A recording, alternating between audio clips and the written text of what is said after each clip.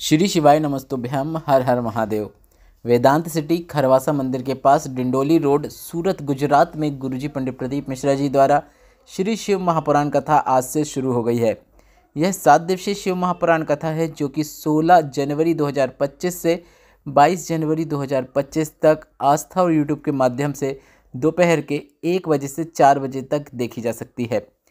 आज की शिव महापुराण कथा में गुरुजी ने कर्ण घंटेश्वर महादेव का एक विशेष उपाय की जानकारी दी है। क्या है उपाय, कैसे करना है, सभी जानकारी हम आपको वीडियो के माध्यम से करके बताएंगे। उपाय किन्हें करना है, उसका क्या लाभ होता है, किस विशेष दिन करना है या फिर रोज़ कर सकते हैं, यह सभी जानकारी आपको इस वीडियो के माध्यम से मिलने वाली है। यह उपाय हम आपको वीडियो के माध्यम से करके भी बताएंगे ताकि देखकर समझने में आपको आसानी हो और आपसे कोई भी गलती ना हो। इसके साथ ही हमने जनवरी माह में जो आगामी विशेष तिथियां हैं, सभी विशेष तिथियों की जानकारी आपको इस वीडियो के माध्यम से देने वाले हैं, जिसमें जनवरी 2025 में एकादशी की तिथि, प्रदोष की तिथि और इसके साथ ही साथ जो शाही स्नान है, अमृत स्नान है, उसकी तिथि, सभी जानकारी आपको जनवरी माह के जितनी भी तिथियां हैं, गुप्त नवरात्र कब से शुरू हो रही है, इस वीडियो में आपको सभी जानकारी मिल जाएगी। इसलिए आप इस वीडियो को अंत तक अवश्य देखें। आपको बता दें, आज 16 जनवरी 2025 पहले दिन की सूरत की श्री शिव महापुराण कथा में गुरुजी पंडित प्रदीप मिश्रा जी ने कुल 21 उपाय पत्र और उपयोगी जानकारियाँ दी हैं। सभी जानकारी आपको इस वीडियो के माध्यम से दे देंगे। अगर किन्हीं कारणवश आपने आज की कथा नहीं सुन पाई है तो पूरी कथा का रस तत्व आपको इस छोटे से वीडियो से प्राप्त होने वाला है। बढ़ते हैं आज की कथा की पहली विशेष जानकारी की ओर। कथा शुरू होते ही गुरुजी ने कहा, एक महाकुंभ प्रयागराज की धरा में लग रहा है और दूसरा कुंभ सूरत की इस भूमि में लग रहा है। जो नज़ारा आपको देखने को मिल रहा है, जो आप दर्शन कर रहे हैं, आप प्रयागराज की धरा में जैसा दर्शन करना चाहते थे वही दर्शन आपको सूरत गुजरात में भी हो रहा है। यह सब हमारे देवाधिदेव महादेव की ही कृपा है। बढ़ते हैं आज की कथा की दूसरी विशेष जानकारी की ओर। गुरुजी ने कहा, अगर हॉल खाली है, अगर कोई कमरा खाली है, अगर उसमें कुछ सामान भी नहीं रखा है तो कोई ना कोई कुछ ना कुछ उसमें लाकर रख ही देता है। अगर प्लॉट खाली है तो लोग उसमें कचरा डालना शुरू कर देते हैं। इसलिए आपको अपना दिल और अपना मन खाली नहीं रखना है। इसलिए शिव महापुराण की कथा कहती है, आपको अपने मन को, अपने दिल को शिव नाम में, शिव भक्ति से भर देना है ताकि लोभ, काम, क्रोध, तृष्णा उसके अंदर ना आ पाए। बढ़ते हैं आज की कथा की तीसरी विशेष जानकारी की ओर। गुरुजी ने कहा, सूरत की यह भूमि जो है यह साधारण नहीं है, यह कपिल मुनि की धरा है। सूरत को डायमंड नगरी भी कहा जाता है। इसके बाद गुरुजी ने कहा, सूरत के 2 डायमंड दिल्ली में बैठे हुए हैं जो कि नरेंद्र जी मोदी जी हैं और अमित शाह जी हैं। दोनों ऐसे हीरे हैं जो भारत माँ की अंगूठी के 2 नगीनों के रूप में हैं, 2 हीरो के रूप में शोभायमान हैं। इसके बाद गुरुजी ने यह भी कहा था कि अगर आपसे कोई पूछे कि डायमंड नगरी जो सूरत को कहा जाता है तो डायमंड कहाँ है, तो आप कह सकते हैं दिल्ली में 2 हमारे डायमंड हैं, आप पता कर सकते हैं। बढ़ते हैं आज की कथा की चौथी विशेष जानकारी की ओर। गुरुजी ने कहा, सूरत गुजरात की भूमि में माँ ताप्ती के तट में एक विशेष मंदिर है जिसके आपको अवश्य दर्शन करना चाहिए। मंदिर के नाम की जानकारी देते हुए गुरुजी ने कहा है, जिसे हम कंटारेश्वर महादेव के नाम से जानते हैं। तो आपको सूरत में माँ ताप्ती नदी के तट में कंटारेश्वर महादेव के मंदिर में जाकर एक बार दर्शन अवश्य करना चाहिए। बढ़ते हैं आज की कथा की 5वीं विशेष जानकारी की ओर। गुरुजी ने कहा, हमने आपको पहले भी कहा है कि पार्थिव शिवलिंग के निर्माण का बहुत अधिक महत्व होता है। 1000 अश्वमेध यज्ञ करने का जो फल होता है वह मात्र एक पार्थिव शिवलिंग के निर्माण करने से, पूजन अर्चन करने से आपको प्राप्त हो जाता है। गुरुजी ने तो वैसे यह भी कहा है कि आप पार्थिव शिवलिंग का निर्माण प्रतिदिन भी कर सकते हैं, पर प्रतिदिन किए जाने वाले पार्थिव शिवलिंग का जो विसर्जन होता है वह आपको शाम के पहले पहले कर देना चाहिए। पर अगर आप मासिक शिवरात्रि जो प्रत्येक माह में एक बार आती है, जो कृष्ण पक्ष की चतुर्दशी तिथि को रहती है, उसमें अगर आप पार्थिव शिवलिंग का निर्माण करते हैं तो उसमें आप चारों प्रहर की पूजन कर सकते हैं। उसमें आप शाम के बाद भी, रात भर भी पूजन कर सकते हैं। तो आपको एक बात का ध्यान रखना है, माह में एक बार या फिर 6 माह में एक बार या फिर साल में एक बार जो कि गुरुजी सावन शिवरात्रि में करवाते हैं, आपको पार्थिव शिवलिंग का निर्माण अवश्य करना चाहिए। आज गुरुजी ने बताया है कि हजारों अश्वमेध यज्ञ करने का जो फल होता है वह आपको मात्र एक पार्थिव शिवलिंग का निर्माण करके पूजन अर्चन करने से प्राप्त हो जाता है। और यहाँ तक गुरुजी ने बताया है कि अगर आप अपने घर में पार्थिव शिवलिंग का निर्माण करते हैं तो घर में कभी भी किसी की अकाल मृत्यु नहीं होती है। साथ ही घर के ऐसे सदस्य जो भोलेनाथ के मंदिर तक नहीं पहुंच पाते हैं, पर अगर आप अपने घर में पार्थिव शिवलिंग का निर्माण कर रहे हैं, उनसे एक बूंद जल भी अगर आप पार्थिव शिवलिंग पर अर्पित करवा देते हैं तो उन्हें मंदिर में जाकर शिवलिंग पर जल अर्पित करने का फल प्राप्त हो जाता है। और इसके साथ ही अगर आपके जीवन में सब उल्टा सिल्टा हो रहा है, जीवन में कुछ भी अच्छा नहीं हो रहा है, किस्मत में रेखाएं सही नहीं है, हाथ की रेखाएं सही नहीं है, तो गुरुजी ने कहा है जो भी व्यक्ति पार्थिव शिवलिंग का निर्माण करता है उसके हाथ में कितनी ही उल्टी रेखाएं क्यों ना हो, वह सभी सही होना शुरू हो जाती है मात्र अपने हाथों से पार्थिव शिवलिंग के निर्माण करके उसका पूजन अर्चन करने से। बढ़ते हैं आज की कथा की छठवीं विशेष जानकारी की ओर। गुरुजी ने कहा, दुनिया में ऐसा कोई काम नहीं है जो आप ना कर सको। बस आपको ऐसा नहीं सोचना चाहिए कि मैं यह नहीं कर सकता, मैं वह नहीं कर सकता। आपको अपने अंदर ये सोचना चाहिए कि अगर कोई व्यक्ति वह काम कर सकता है तो आप भी कर सकते हैं। बस आपको अपने अंदर एक मनोबल पैदा करना होता है, भगवान पे भरोसा रखना रहता है, अपने कर्म में अधिकता करनी पड़ती है और आपको उस कार्य में सफलता निश्चित देखने को मिलती है। बढ़ते हैं आज की कथा की सातवीं विशेष जानकारी की ओर। गुरुजी ने कहा, शक्कर और संत दोनों एक समान होते हैं। शक्कर जहाँ पर भी गिरती है, मतलब जहाँ पर भी आप शक्कर का उपयोग करते हैं वह उसे मीठा कर देती है। अब आखिर आप दूध में डालो, दही में डालो या फिर किसी पकवान में डालो या किसी भी चीज़ में अगर आप शक्कर का उपयोग करते हैं तो वह उसे भी मीठा कर देती है। और इसी तरह असली संत भी एक ऐसे होते हैं, वे जहाँ पर आकर बैठते हैं और जब वे जाते हैं तो वहाँ पर वे भगवान की भक्ति छोड़ जाते हैं, अर्थात वे भगवान का नाम जाप, मंत्र जाप, स्मरण इतना करते हैं, अगर आप उनसे बातें करेंगे तो आपको भगवान के बारे में ही जानने को मिलता है। इसके साथ ही गुरुजी ने कहा, आज के ज़माने में पर घी असली मिलना बहुत कठिन है। आज के ज़माने में असली रुद्राक्ष मिलना बहुत कठिन है। आज के ज़माने में, आज के समय में असली भजन मिलना बहुत कठिन है। उसी तरह आज के समय में असली संत मिलना भी बहुत कठिन बात है। बढ़ते हैं आज की कथा की आठवीं विशेष जानकारी की ओर। सुनीता जी पत्र लेकर आई जिसमें उन्होंने लिखा, कथा के जजमान को मैं सबसे पहले धन्यवाद देना चाहती हूँ जिन्होंने यहाँ सूरत में शिव पुराण कथा करवाई। मेरी बड़ी बेटी का जो लड़का था उसे बुखार आया, बुखार आने के बाद उसे झटके आने लगे। डॉक्टर को दिखाया तो डॉक्टर ने कहा कि इससे डेंगू हो गया है, जो कि दिमाग में चढ़ गया है, जिसके कारण उसके दिमाग में इन्फेक्शन हो गया है, जिसके कारण वह पहचानना और समझने में उसे दिक्कत हो रही है। डॉक्टर ने उसे भर्ती कर लिया।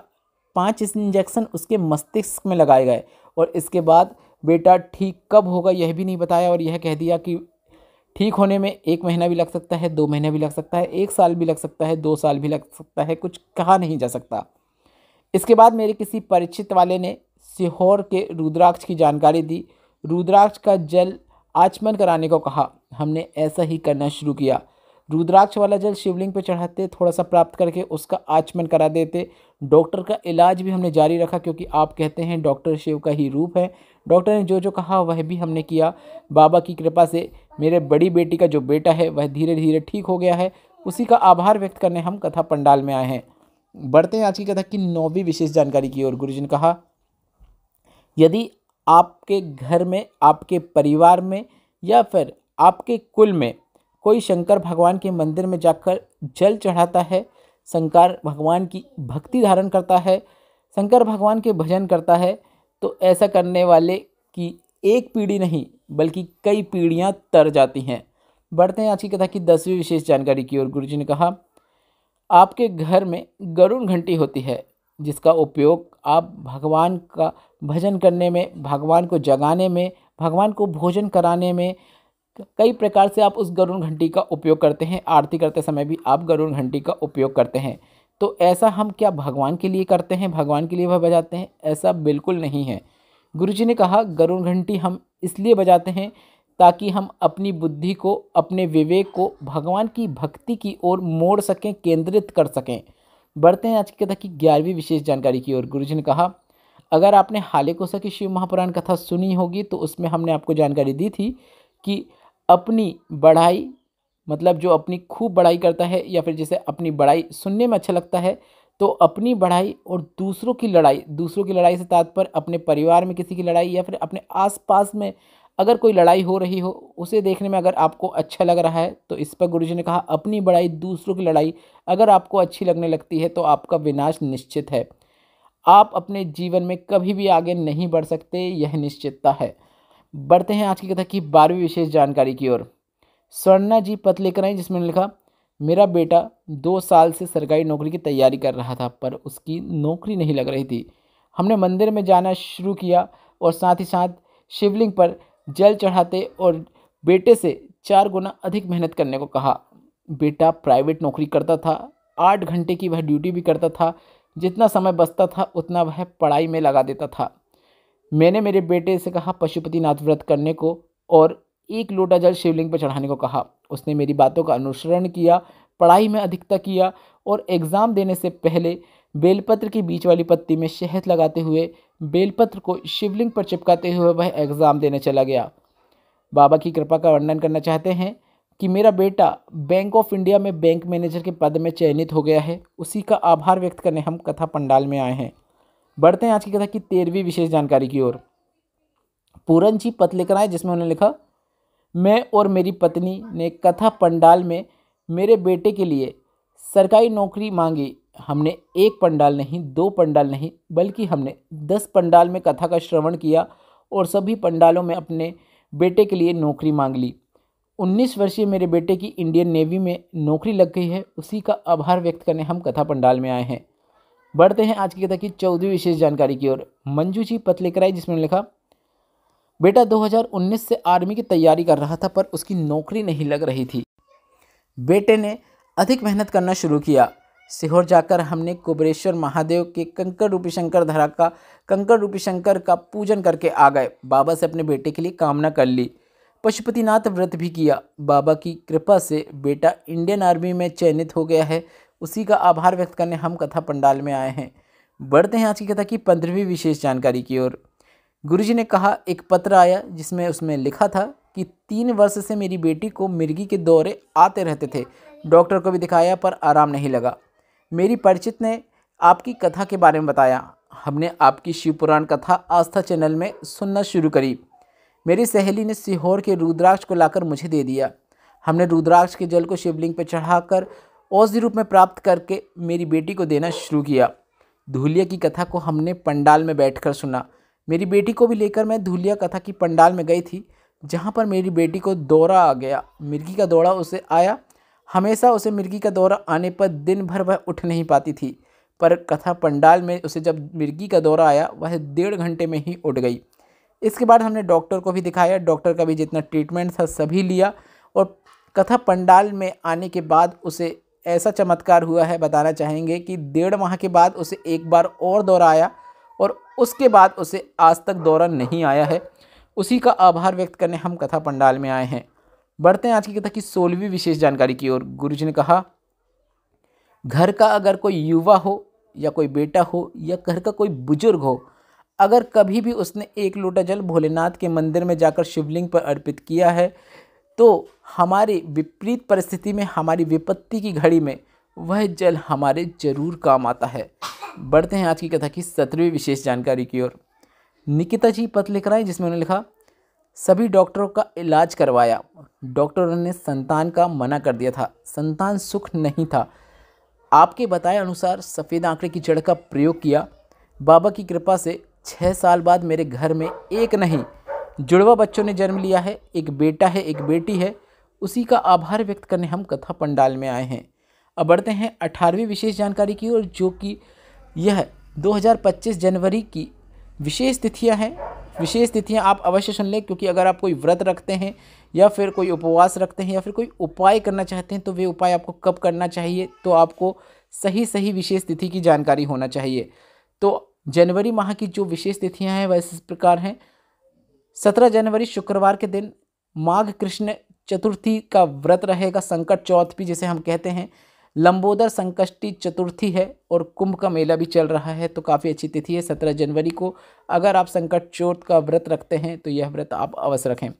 21 जनवरी 2025 को माघ कृष्ण सप्तमी की तिथि है। माघ कालाष्टमी का भी अवसर है और मंगलवार का भी व्रत रखा जाता है।